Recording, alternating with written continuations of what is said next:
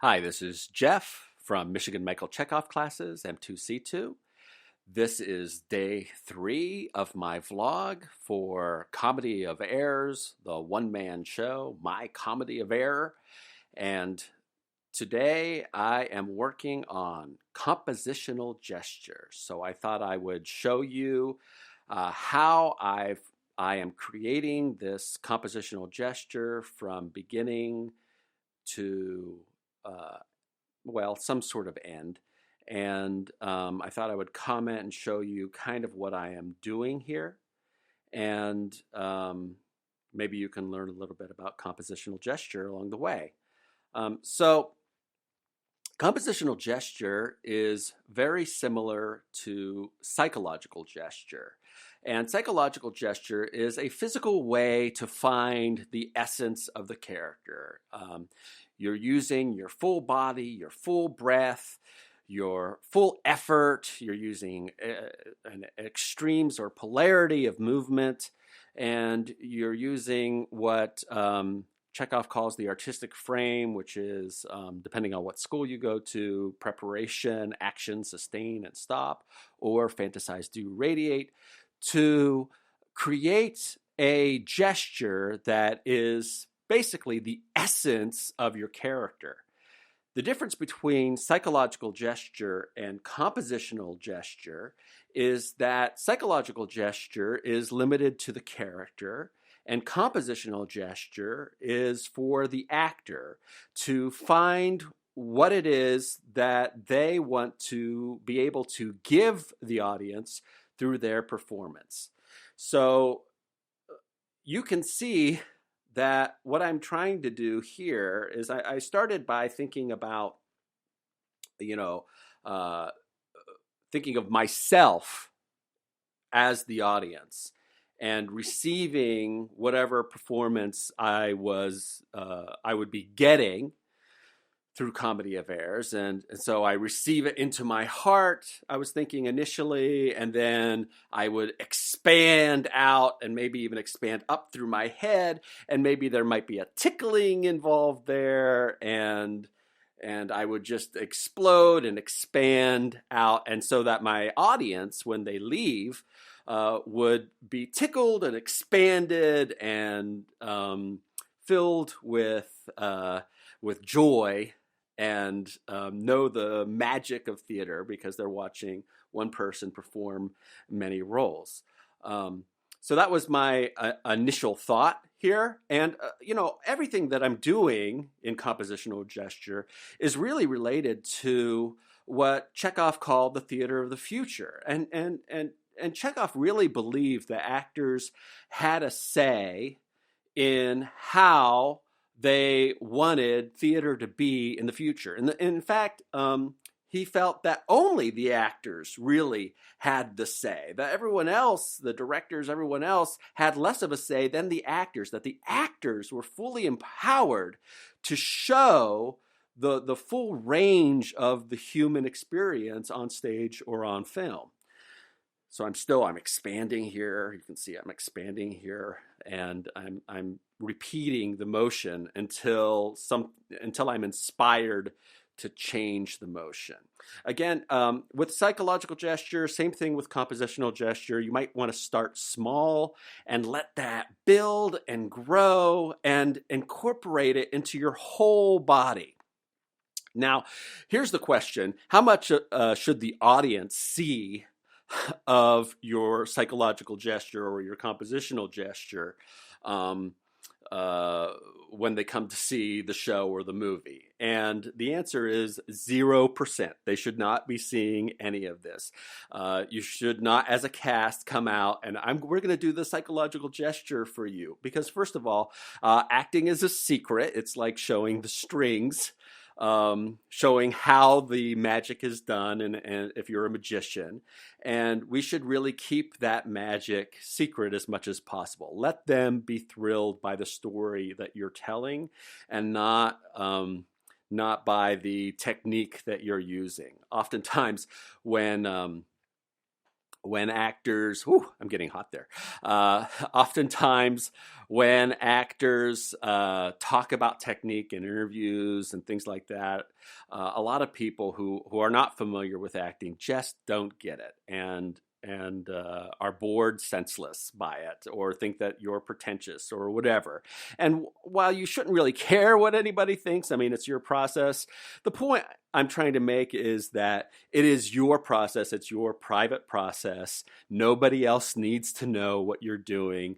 Telling everyone will simply ruin the magic for them, and they don't really want to know. They want to be surprised by the character that you're portraying. So let me read you a quote while I'm still expanding. Let me find it here. There it is. This is from To the Actor, Roman numeral 25, which is throughout his lifetime, Misha was concerned with preparing for an ideal theater of the future. He envisioned the time when theater, in addition to being entertaining, would be a major influence to our entire world culture. Chekhov believed that it is the actors who will determine what the future theater will be, which I think is just a really great quote. It's very empowering, isn't it? And, Chekhov, when he's describing the theater of the future, when he's describing what he wants theater to do, he used words like inspiring and healing and nurturing and strengthening and elevating language to its rightful place as a creative force and penetrating the mysteries of good and evil and showing the nobility of the human being as well as his weaknesses. And all those things are so important for us as humans to experience. I mean, that's why we go to see theater. That's why we go to see film. So I think it's important to start with a compositional gesture as an actor or as a cast to really empower ourselves and say, this is what we are going to give to our audience. This is what we want our audience to receive when through our performances, through the giving of our artistic selves. Chekhov would say that all art is an act of love, and it really is. It is an act of love. Think of a 6-year-old or a child. If you're a parent and the child comes to you and says, "Look what I drew," and if you're a parent and you see this picture that your child gave you, here's when I start to change it. By the way, this is when I start to think of myself as the performer giving and what I'm trying to do. But anyway, getting back to what I was saying, if the child gives you this drawing that they spent all this time on, it is an act of love. You can't just crumple that up in front of them and throw it into the garbage. Believe me, don't do that. What they want is for you to put it on the fridge and worship it and say, "What a great job," because it's a gift of love that they are giving you. And we're not very different as adults, as actors either. We are giving love to the audience. We want them to receive it and to receive our love and to expand and grow as a result of that. And as cheesy as that sounds, that's what art is. So going back to what I'm doing and what you're seeing right now is now I have switched it up from receiving that as the audience. And I was like, oh, wait a minute, I should be thinking about what I'm doing as an actor. So I felt like it was more of a reaching into, I could reach into their hearts, but I don't think that Comedy of Errors is a kind of a play that reaches into your heart. And it doesn't reach into your will center, but it does kind of reach into your head and kind of take it apart a little bit, especially if you're trying to do a one-person show. So I was inspired to sort of reach into the audience member's head and expand and tickle. So it's a reaching in, expanding, and tickling is what I'm trying to do. And I'm like really happy now because I feel like at this point, I've found it. I've found what it is that I, as an actor, am hoping to accomplish through my craft. And here I was thinking maybe it's a pull or a tear apart, and I just wanted to explore that and see if that would feel better. And I'm not sure if it did or not.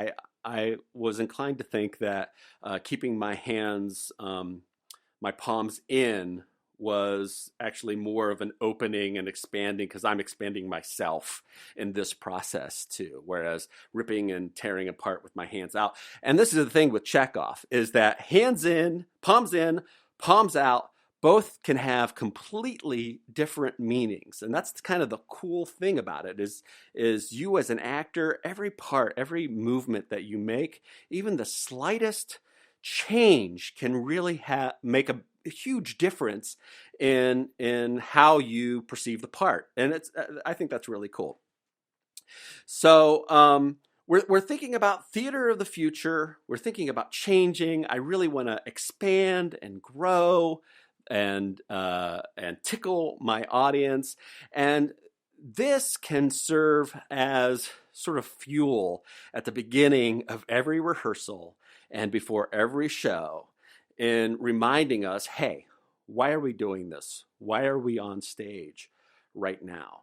If I were working with a large cast, I would probably have everyone work on this gesture individually, and then, sort of facing away, maybe form a circle facing out so that they could work by themselves.